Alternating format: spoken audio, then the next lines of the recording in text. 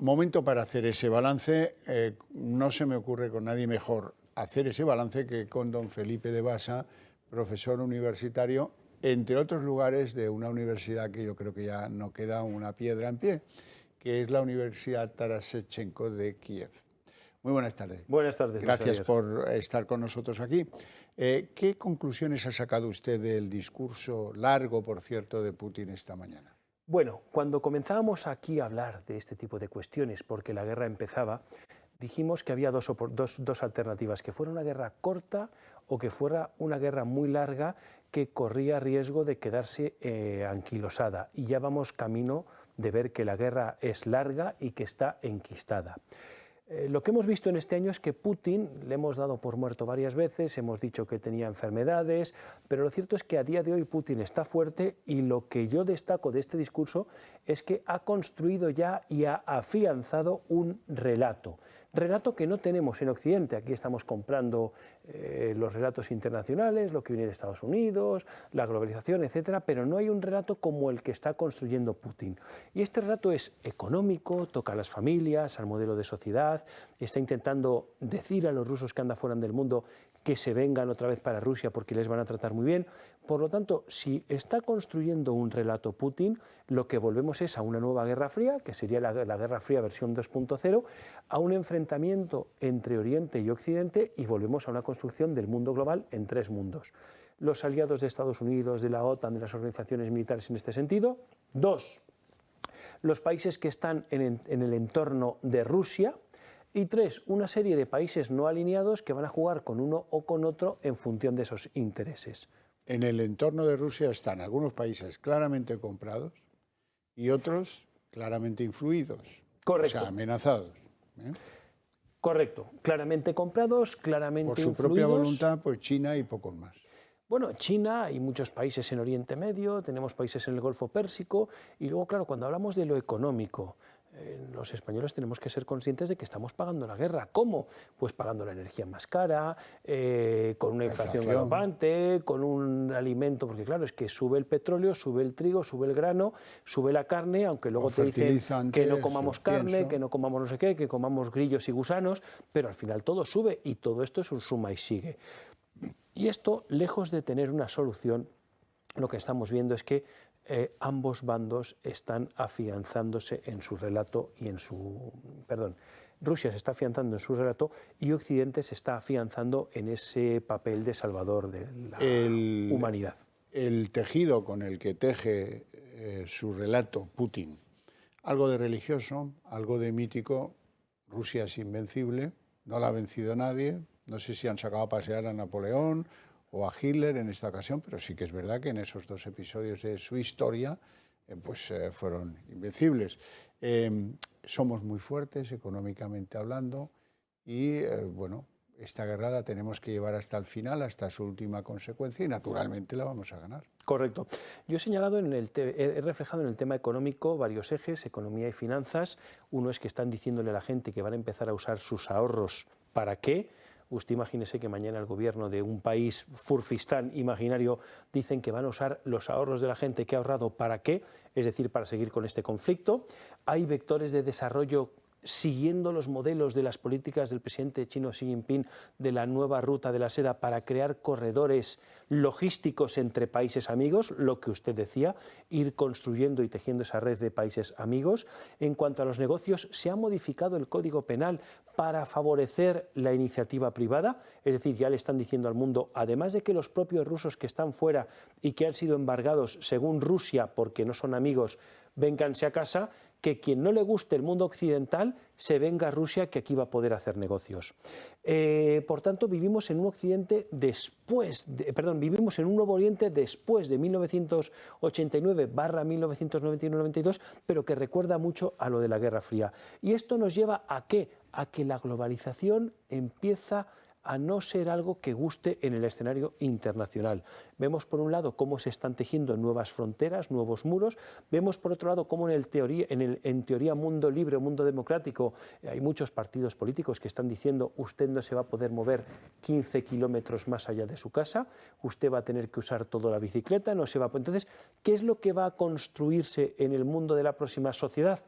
lo que estamos viendo estos días. Por cierto, trascendencia de ese apartamiento del acuerdo START firmado entre Rusia y Estados Unidos. Rusia ha dicho que Estados Unidos es el culpable, categóricamente, es decir, que Rusia está donde está porque Estados Unidos es el culpable, y eso abre la puerta a poder emplear armas nucleares.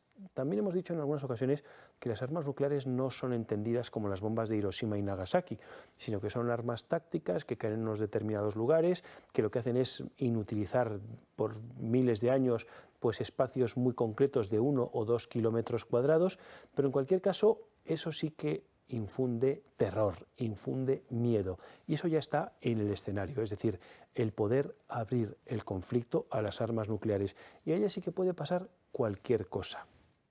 La visita de Joe Biden a Kiev, ¿qué ha despejado en positivo? Bueno, en positivo no lo sé. Yo lo que creo es que el discurso de hoy de Putin es resultado de la visita de Biden a Kiev. Hay que recordar que es la primera vez que un presidente de Estados Unidos sale a un país en conflicto. También es verdad que la visita ha estado muy cocinada, se ha preparado mucho, muy pactada, incluso probablemente hasta, me atrevería a decir, hasta con el enemigo se hubieran pactado algunas consideraciones. Así parece. Y esto lo que abre es la puerta al relato de lo que Putin está diciendo en su país. Y es que Putin se está erigiendo como una especie de profeta, donde está diciendo que Occidente se ha quedado sin Dios, porque en Occidente a Dios le han quitado el género y Dios en Occidente es neutro y está camino de desaparecer.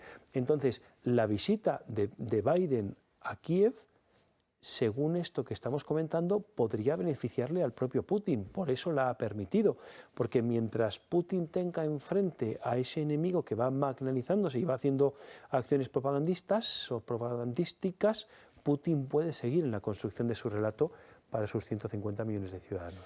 Profesor de Basa, ¿qué queda de todas esas acusaciones de crímenes de guerra que se han ido formulando, así que se han ido recuperando ciudades en Ucrania de la mano rusa, de la invasión rusa?